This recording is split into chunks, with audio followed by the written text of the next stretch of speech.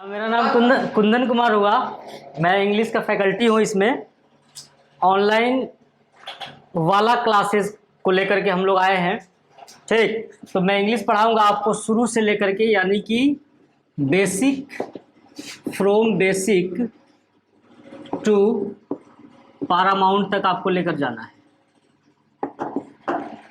यानी कि हम लोग, देखिए, हम लोग बिहार से बिलोंग करते हैं और ये बात सबको पता है कि बिहार वालों का अंग्रेजी बहुत कमज़ोर होता है। अगर बैंक की बात करूँ तो आप IBPS में तो इतना पे रिजल्ट हो जाता है। ये हालात है यहाँ का, तो हम लोग समझेंगे, क्योंकि आपकी मजबूरी हम समझ रहे हैं। मैं भी बिहार से, आप भी बिहार से, तो आपका दुख दर्द मैं समझता हूँ। ठीक, बिहार से बाहर वालों के लिए है। तो ग्रामर की बात करते हैं तो ग्रामर में आपको एकदम शुरू से लेकर के लास्ट तक लेकर के पहुँचाएंगे। एक टॉपिक शुरू करेंगे, उस टॉपिक के अंदर उसका औंतड़ी पचौनी निकाल कर ऑपरेशन करके रख देंगे आपके सामने। ठीक, और तब तक तोड़ेंगे, तब तक तोड़ेंगे नहीं, तब तक छोड़ेंगे नहीं।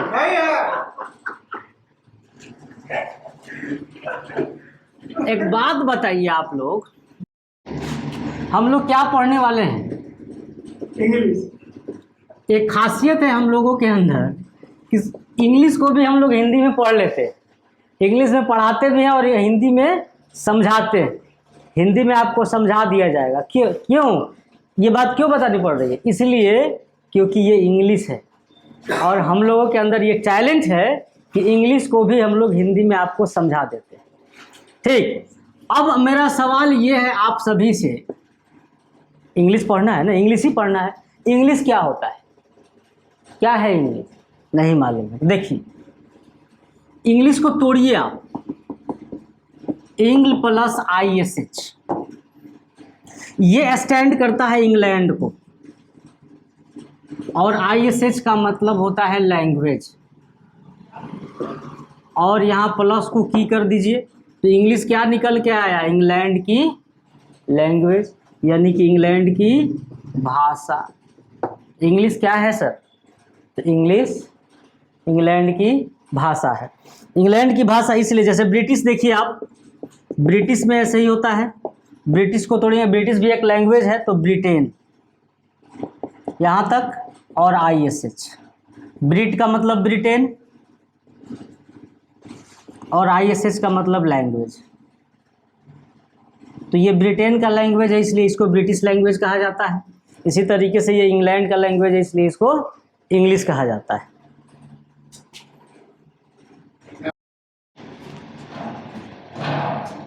अब जो है इंग्लिश, पहले के ज़माने में क्या था कि सब लोग अंग्रेज़ी नहीं पढ़ते थे, या अंग्रेज़ी का उतना इम्पोर्टेंस था नहीं। लेकिन आज अपने ही देश में, इंडिया की ही बात करें आप, तो इंडिया में आप बिहार से निकल के बाहर यूपी में जाओ, दिल्ली में जाओ, तमिलनाडु में जाओ, या कर्नाटका में जाओ, आप वहाँ पे हिंदी बोलेंगे, भोजपुरी बोलेंगे, आप भूखे मर जाएंगे, आपको कुछ नहीं मिलने वाला। अपने इंडिया की बात करते हैं, इंडिया वाले हम लोग हैं, तो हम लोग इंडिया में ही अगर इंग्लिश नहीं बोलते हैं तो हमें चावल दाल सब्जी अगर चेन्नई में बोलेंगे ना, तो आप भूखे मर जाइएगा, आपको कुछ नहीं मिलने वाला। ठीक है ना? तो अब क्या हो गया है, इंग्लिश हर जगह, देखिए, नेपाल में पढ़ा जाता है, चाइना वाला भी पढ़ता है, हम लोग भी पढ़ते हैं। अब मान लीजिए चाइना वाला अपने मोतिहारी में आ जाता है और वो आके बोलेगा हम छोड़ लीजिए, आप कुछ अपने पल्ले पड़ेगा, कहेगा सारा का आप बोलता रहिए। अच्छा, अपन लोग भी उसको बोलेगा, अपन लोग भी हिंदी में भोजपुरी में बोलेगा क्या चाहिए हो, तो उसको भी समझ में नहीं आएगा, वो भी साला मुंडी खजुआएगा, बोलेगा ये क्या बोलता, तो नहीं समझ में आएगा ना।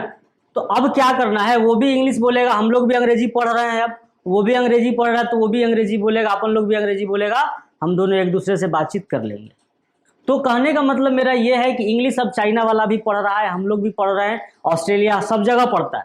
तो ये ग्लोबल लैंग्वेज हो गया। अब इंग्लिश अब क्या बन गया है? ग्लोबल लैंग्वेज, यानी कि इसको हम लोग इंटरनेशनल लैंग्वेज भी कहते हैं। तो nowadays English has been become the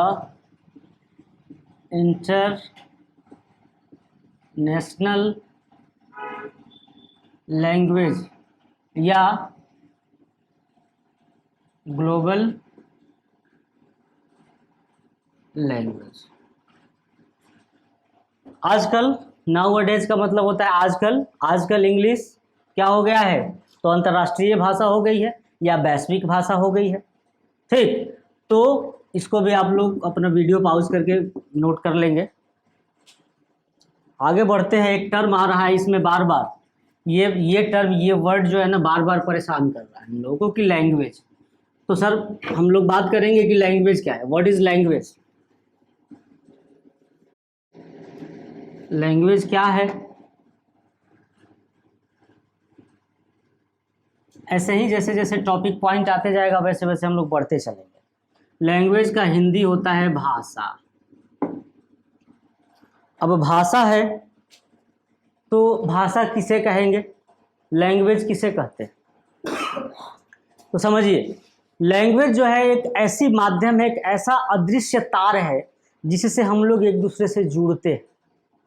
जैसे मान लीजिए मुझे यहाँ चोट लग जाती है और मैं आपको कहता हूँ कि यार देखो ना बड़ी दर्द कर रहा है, तो दर्द का मतलब क्या होता है आप समझेंगे तभी तो दर्द में क्या होता है उस चीज़ को समझेंगे। या फिर मैं आपसे आपका नाम पूछता हूँ तो आप मेरी बातों को समझेंगे तभी तो आप रिप्लाई करेंगे, राम, श्याम, मोहन, जो भी आपका नाम है। अगर सपोज करिए आपको नहीं समझ में आता है, अगर हम आपसे नहीं जुड़ पाते हैं तो न मेरी बातें आपको पल्ले पड़ने वाली है, ना आपकी बातें मेरे पल्ले पड़ने वाली है। ठीक, तो भाषा एक ऐसी माध्यम है जिससे हम लोग एक दूसरे से बातचीत करते हैं, अपने भावनाओं का आदान प्रदान करते हैं। जैसे मुझे कुछ फीलिंग आ रही, जैसे सपोज करिए फील द, जैसे गाना एक आया है फील द, ढील द, पता नहीं क्या क्या। ठीक, तो उस चीज़ को आप समझ रहे हैं तभी तो उसको ढील द, फील द को फील करेंगे ना। अब नहीं समझेंगे तो क्या कहेंगे, सारा वक्त आगा होता नहीं, ऐसा ही मुड़ी खजुआ खजुआ के बोलेंगे। तो समझ में आएगा तभी तो समझने के लिए भाषा जरूरी है।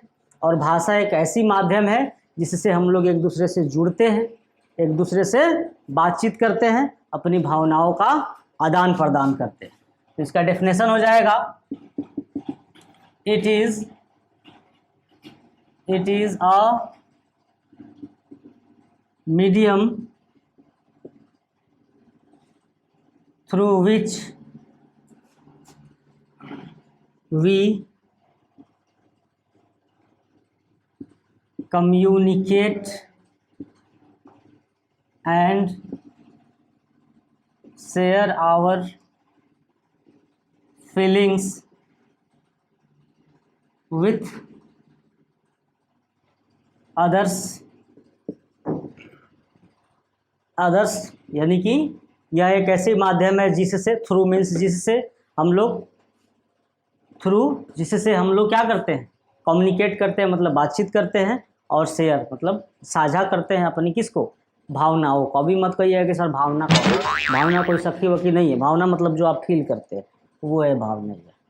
ठीक, अब आगे बढ़ेंगे। सर दुनिया में जितने सारे भाषा हैं तो सारे भाषाओं का अपना अपना व्याकरण होता है, ग्रामर होता है। जैसे हिंदी भाषा है तो हिंदी का व्याकरण है, संस्कृत भाषा है तो संस्कृत का भी व्याकरण है। तो इसके साथ सौतेला व्यवहार करेंगे, ये भी तो भाषा ही है ना, तो इसके साथ तो सौतेला नहीं करेंगे, तो इसका भी व्याकरण होगा कि नहीं होगा, मतलब ग्रामर होगा। तो अगला टर्म हमारा आया ग्रामर क्या होता है, व्हाट इज ग्रामर।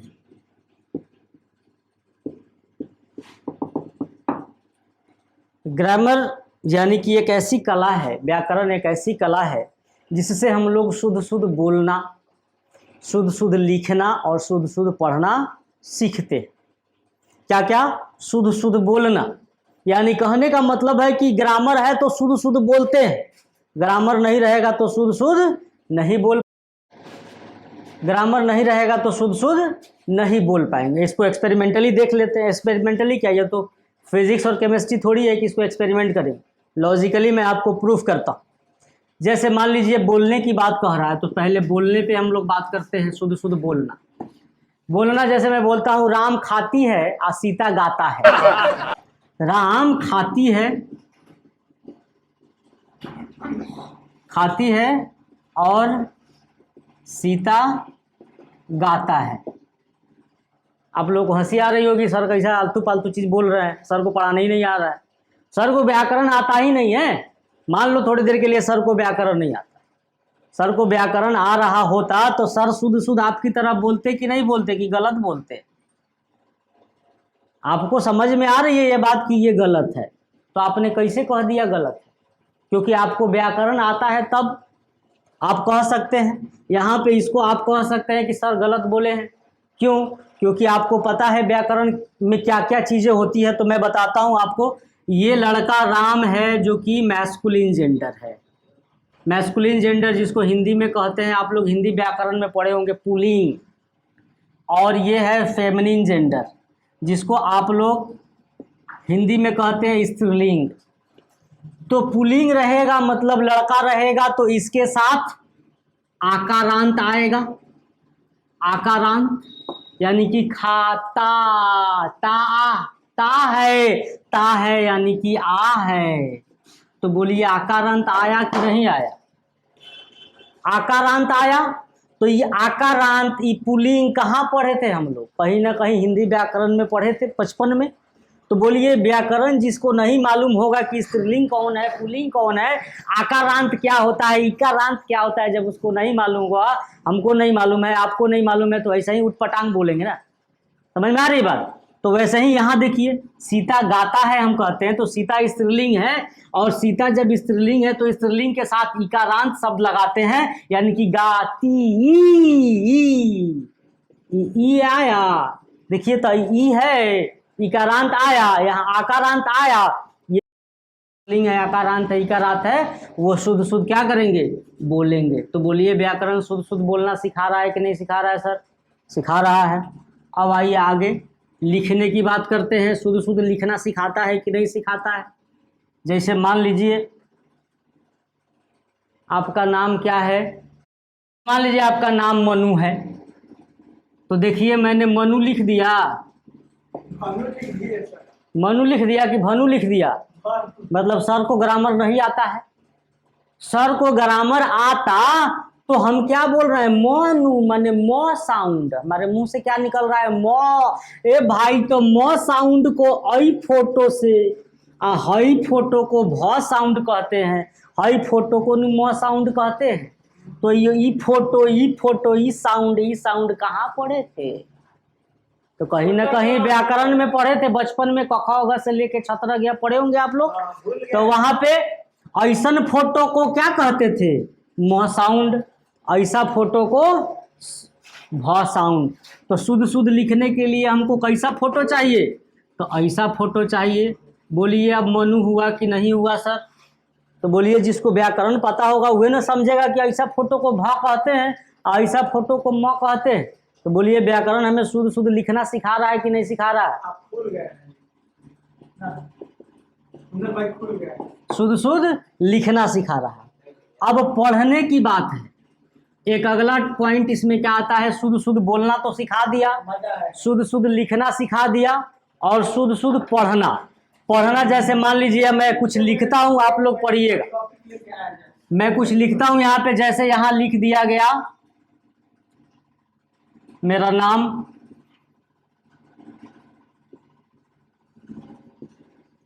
कुंदन। ये क्या लिखा हुआ है सर? आप लोग पढ़ के बताइए। कुंदन नहीं, कुंदन थोड़ी लिखा हुआ है, ये लिखा हुआ है भुंदन। कुंदन ये लिखा हुआ है भुंदन। अब बताइए कैसे होगा? अरे भाई हमको व्याकरण नहीं आता है यार। व्याकरण आता तो आपकी तरह हई फोटो को क हई फोटो को नु भ तब नु भुंदन। तो बोलिए BH हमको पता होता तो हम आपकी तरह पढ़ देते कि नहीं पढ़ देते? मतलब हमको भी व्याकरण नहीं आता है। तो व्याकरण आएगा तभी ना इस फोटो को क पढ़िएगा आप। समझ रहे हैं बात को? तो ये फोटो की जानकारी यानी कि अक्षर की जानकारी हमको कहाँ दी जाती है? बचपन में दी जाती है। और ये अक्षर जो है किसका पार्ट है? फिजिक्स का, केमिस्ट्री का, मैथ का, अंग्रेजी व्याकरण का। हिंदी में पढ़े तो हिंदी व्याकरण का, और के एच ये सब पढ़े तो अंग्रेजी व्याकरण का। ठीक, तो तो अंग्रेजी व्याकरण या कोई भी व्याकरण की आपको जानकारी होगी तो आप शुद्ध शुद्ध पढ़ भी सकते हैं। तो बोलिए, शुद्ध शुद्ध पढ़ना सिखा रहा है कि नहीं सिखा रहा है? पढ़ना सिखा रहा है। तो व्याकरण हमें क्या दिया? व्याकरण एक ऐसी कला है जिससे हम लोग शुद्ध शुद्ध बोलना, शुद्ध शुद्ध लिखना और शुद्ध शुद्ध पढ़ना सीखते हैं। इसका डेफिनेशन हो जाएगा, it is an art through which we learn how to speak, write and read very correctly। यह है आपका डेफिनेशन।